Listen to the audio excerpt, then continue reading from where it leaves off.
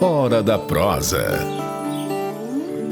Olá pessoal, sejam bem-vindos a mais um ProsaCast, um Hora da Prosa, porque esse conteúdo é compartilhado em nossas plataformas e eu queria convidá-los a partir de já, a se inscreverem em nossas plataformas, segue aí embaixo, para que ajude a gente. Assim a plataforma vai entender que nós temos relevância e vai nos ajudar. Então, olha, se inscreva, comente, compartilhe, tudo isso é muito importante, né? Principalmente você dar aquele joinha e ativar aí o sininho para receber as nossas notificações, tá certo? Bom, a nossa prosa hoje será com o médico veterinário e coordenador de comunicação técnica da Vetinil, o Cauê Ribeiro.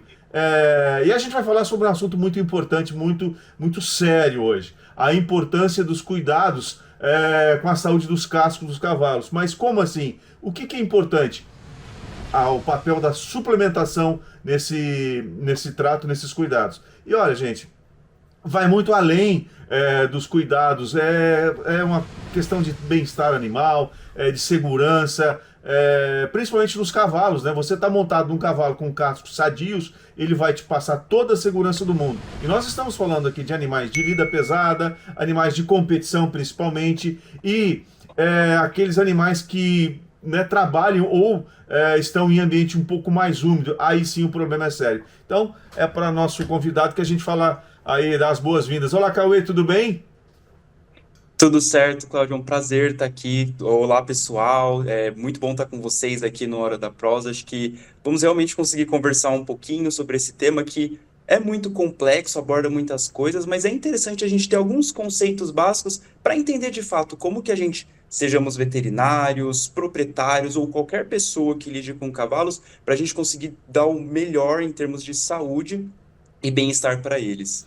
O Cauê, vamos começar falando dos cavalos usados em competições. Porque a gente sabe que o uso é extremamente rígido, né? A Uhum. concentração de carga nos cascos é elevada. Cavalos que participam de prova dos três tambores, de hipismo, enfim, eles têm praticamente o mesmo grau de uso, né? De força exigida e também resistência nos cascos daqueles animais que trabalham na lida no campo, principalmente na área pantaneira, nesses lugares aí onde a umidade é alta, né? Vamos falar um pouquinho por onde a gente começa a prevenção. Perfeito. Acho que antes da gente entender até o que é a prevenção, é importante conhecer um pouquinho do que é o casco, por que que a gente se preocupa tanto com essas estruturas, né?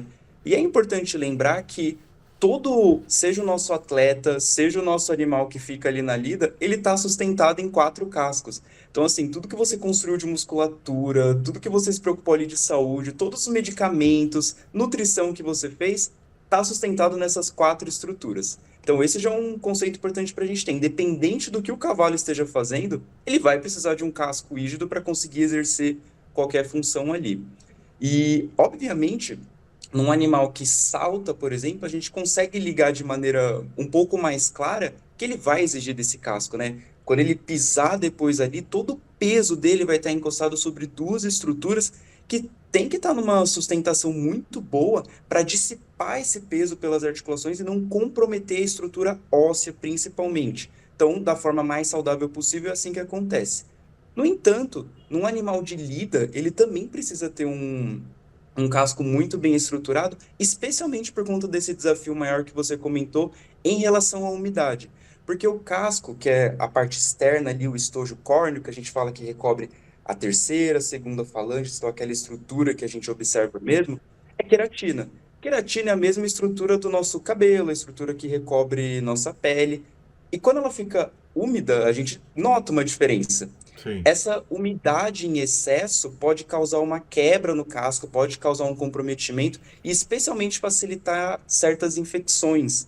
Então, desde Fusobacterium necróforum ou até uma instabilidade do casco mesmo, que em vez de ser uma estrutura rígida, então tem que segurar certinho ali todos os ossos, vai começar a ficar mais móvel, essa mobilidade pode comprometer as estruturas internas ali, e isso vai gerando um problema que às vezes é até difícil da gente diagnosticar, porque não consegue ver exatamente o que foi essa umidade, o que prejudicou o casco ali inicialmente, e agora tem um animal claudicando, tem um animal mancando ali, não está conseguindo andar direito, e aí, não importa se ele está competindo, e na competição isso fica um pouco mais claro, né? Às vezes acontece de forma mais rápida, ou se é um animal de lida campo, ou um animal que faz atividade mais intensa, isso vai comprometer não só a saúde, que é o principal ponto, mas a performance natural dele. Ele não vai conseguir exercer as atividades que ele exercia anteriormente por conta dessa alteração. E aí é um ponto interessante também, porque a gente não quer que chegue nisso. E por isso que a gente fala justamente de suplementação, de evitar que esse problema ocorra. Óbvio que se acontecer, a gente vai dar um jeito de conseguir recuperar esse animal. Mas a gente sempre fala que cobrir o fogo é mais difícil do que impedir o fogo de iniciar. Então, é um conceito bem importante de a gente estabelecer de prevenção. E a gente tem que salientar que a recuperação de um animal quando chega nesse estado é muito lenta e muito dolorosa, né? É um Exato. processo doloroso. Então, a ideia é não deixar chegar a esse ponto, cuidando de uma boa suplementação. Do que nós estamos falando? O que é uma boa suplementação para os animais? O que nós temos disponível hoje em tecnologia? A gente fala muito aqui na evolução da genética, evolução no manejo, mas também nós temos que falar na evolução justamente da nutrição, né? Da nutrição e Uhum. suplementação animal. Excelente pergunta. E esse é um ponto interessante porque às vezes a gente acha que nutrição é meio padrão, né? Então, o animal se alimentando bem, ele já vai conseguir ter tudo o que ele precisa em relação a casco, em relação à pele, em relação a todas as necessidades nutricionais. E não é bem assim, né? Especialmente desses animais que a gente está falando, eles têm uma exigência maior de alguns nutrientes que na dieta basal ali deles talvez não estejam nas concentrações ideais. Tem trabalhos na literatura, por exemplo, trabalhos científicos, que mostram que 20 miligramas de biotina, então, nem é uma concentração tão alta, mas já consegue melhorar muito a formação dos cascos, porque a biotina, especificamente, é um tipo de vitamina que melhora muito o processo de queratinização, e é justamente a queratina que forma esses componentes.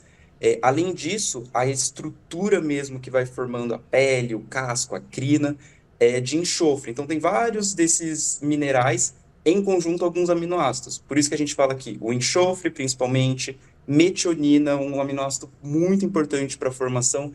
Tudo isso se tiver deficiente na dieta do animal, ou se ele estiver até passando por um outro processo e exija mais desses nutrientes, pode comprometer a formação dos cascos posteriormente. E aí tem mais trabalhos que falam da lisina, que ajuda a formar também, o próprio zinco, que é meio que fundamental para formar várias novas células, está relacionado ao papel imunológico também. Então, esses são os principais componentes que a gente associa a se o animal ele não tiver uma concentração adequada para todas as funções do corpo e ainda acrescentar a formação dos cascos, ele pode ter um comprometimento. E é por isso que a gente comenta de suplementação.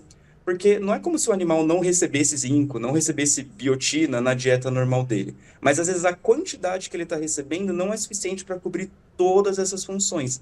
E aí por isso a gente indica como veterinário a suplementação para atender essa necessidade que é maior desses animais. A partir de que idade você pode inserir essa suplementação? Ótima dúvida. De forma geral, potros eles vão ter uma necessidade mais relacionada à formação óssea. E ali a gente já faz um ajuste nutricional para conseguir cobrir isso. Normalmente a gente começa a suplementação mais focada no casco a partir do momento que ele entra em provas ou pelo menos começa o treinamento.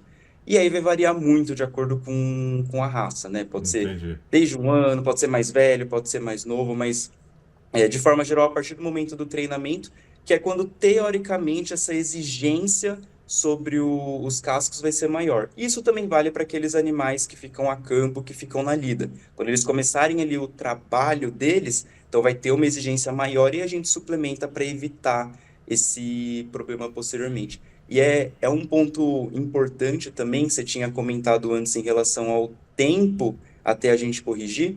O casco não é uma estrutura que vai crescer do dia para a noite, né? Até se a gente pensa no nosso cabelo, quando o início do nosso cabelo até chegar na ponta, leva para passar.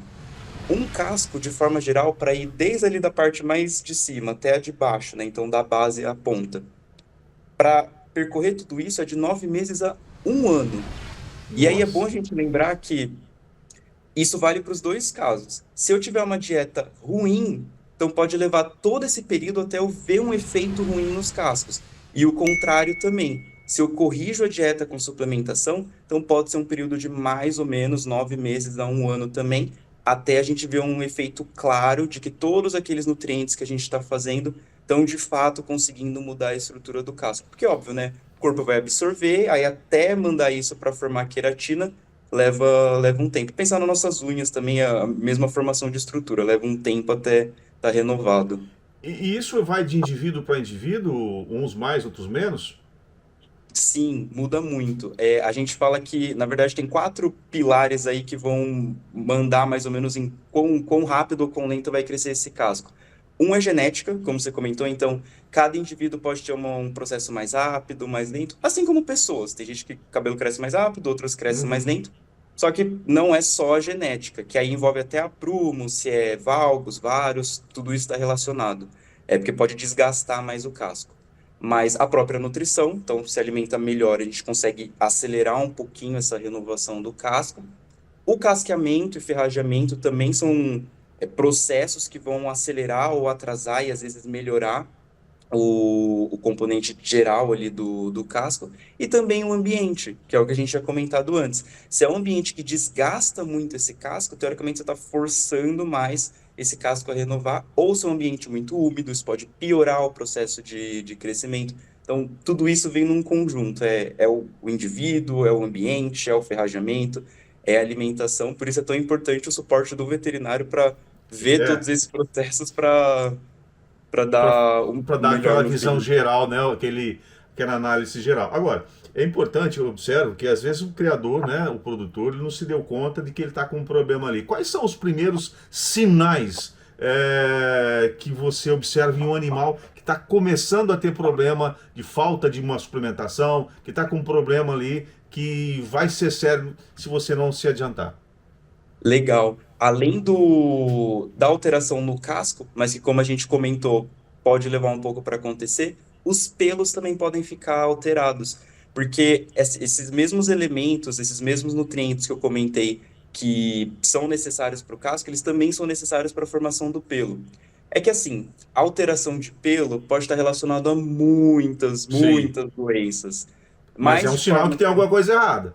é um dos sinais de que aquele animal possivelmente está com uma deficiência nutricional. Se ele não está Aham. conseguindo formar pelo, então alguma coisa não está normal ali nele.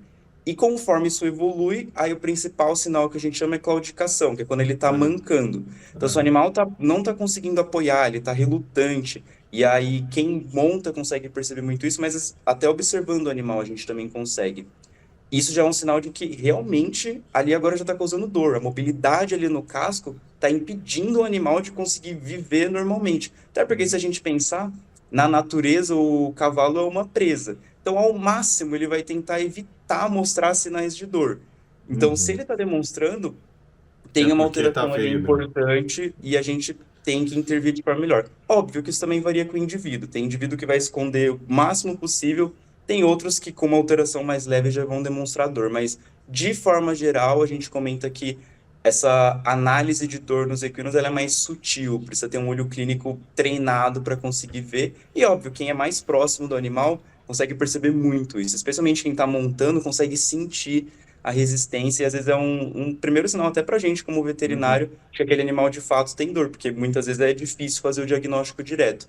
E a gente vai vendo, mas será que a dor é por conta do casco? É em alguma articulação? É um problema muscular? E aí a gente vai eliminando e conseguindo tratar.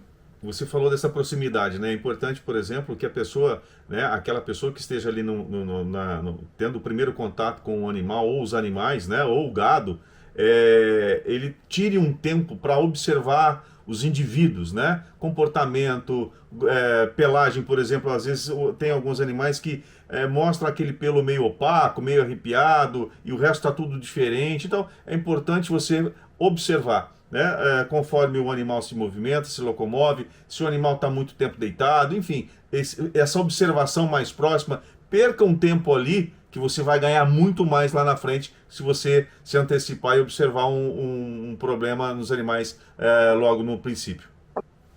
Perfeita colocação. Isso vale para tudo. É observar se o animal está bebendo água, se ele está conseguindo se alimentar, se ele está mantendo peso. Então, qual é o score de condição corporal? Está aparecendo muitos ossos desse animal. Então, ou ele não está conseguindo aproveitar os nutrientes, ou ele não está nem recebendo esses nutrientes. Então, tudo isso são pontos que a gente precisa ir observando, e é exatamente como você comentou. O momento em que a gente consegue fazer isso, que a gente consegue observar, que a gente vê essas diferenças nos animais, é fundamental para conseguir já preventivamente não deixar essas alterações ocorrerem, ou se elas acontecerem, ver o mais no início possível, porque aí o tratamento e o benefício clínico para o animal é sempre melhor. Perfeito.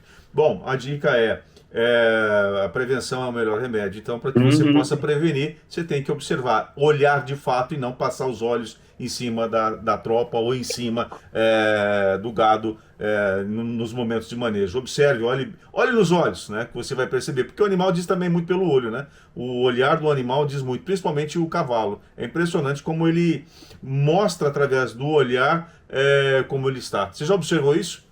Perfeito.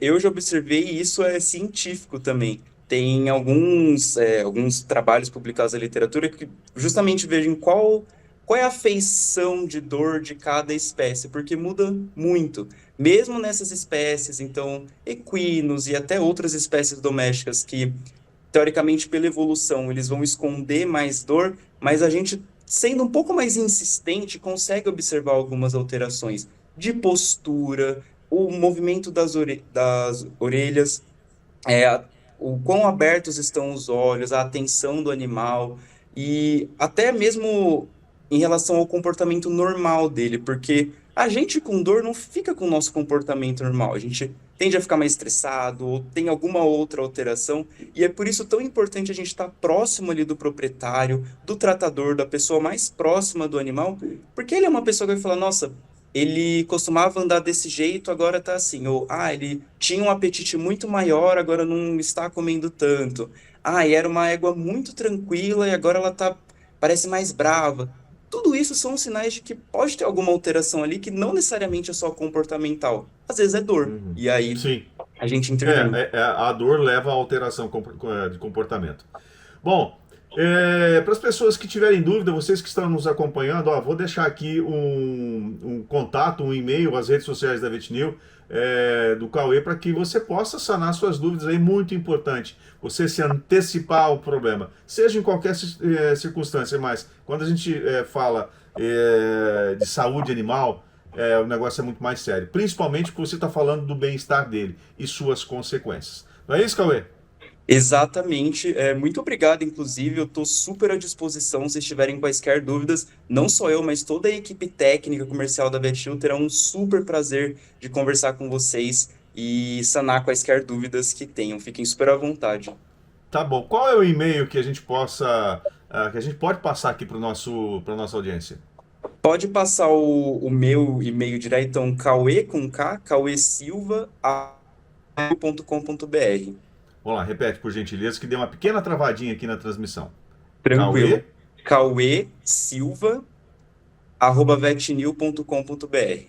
tá bom. E também você pode conhecer um pouquinho mais sobre os produtos de trabalho da Vetnil através de suas redes sociais e até mesmo do site que eu vou deixar abaixo para vocês. Cauê, muito obrigado, parabéns pelo trabalho que vocês fazem, é um trabalho extremamente importante que garante aí a qualidade de vida, a saúde e, claro, a, a sustentabilidade, porque quando o animal trabalha melhor, ele come melhor e também a gente pode observar melhor o nosso meio ambiente em longas caminhadas. E lembrando que, gente, que a gente falou um pouquinho antes de começar aqui a nossa prosa, a gente falou do Pedro Berranteiro das Américas. Sabe por que eu falei, Cauê? Porque ele é aqui próximo, ele é de Orindiúva, está cerca Que legal. de 80 quilômetros aqui de São José do Rio Preto. E ele vem trazendo aí a Oklahoma e a Ada, são duas mulas que ele saiu lá de Fort Worth, no Texas, e está vindo ele e o seu Border Collie, o Bastião. E a gente falou da importância desses animais também. Ele tem tido um cuidado muito grande, apesar dessa caminhada longa, ele está vindo acompanhado de um médico veterinário e tendo todos os cuidados com os animais, que são a razão dessa viagem e também o propósito é muito bonito, porque esses animais, quando chegarem aqui, me parece que eles serão leiloados e a renda será revertida para o Hospital de Amor de Barretos, o hospital que faz um trabalho aí muito grande cuidando de pacientes com câncer. Então, todo o propósito é muito bom. Então, aqui a nossa parte da prosa de falar dos bons tratos, os cuidados com os animais, pela saúde e o bem-estar, e depois agora essa parte nobre que é essa viagem, essa aventura que o Pedro, aqui de Orindiúva, está realizando e está carregando um pouquinho de nós nessa viagem. Então, Cauê, muito obrigado e a gente espera trazer você novamente aqui em breve para falar mais sobre os cuidados, o bem-estar animal e, claro, suplementação animal. Eu que agradeço em nome de toda a VetNew, parabenizo muito o trabalho de vocês também por levar essa informação, todo esse contato próximo, que é tão importante, né? Quanto mais a gente se enriquece de informação, mais a gente sabe lidar com tudo. E até essa história do Pedro, que eu imagino o tamanho cuidado de hidratação com casco, com tudo desses animais. Então é realmente impressionante, dá muito orgulho pra gente, né? Se você não viu nada ainda, siga lá no Instagram, tem o canal dele no YouTube, é muito bacana. Eu vou deixar aqui também para o pessoal seguir e acompanhar essa aventura. Ali tem um pouquinho de todos nós que gostamos desse tipo de preservação da cultura boiadeira, cultura do estradão. Olha, valeu, Cauê, obrigado e até a próxima. Obrigado, até. Hora da Prosa.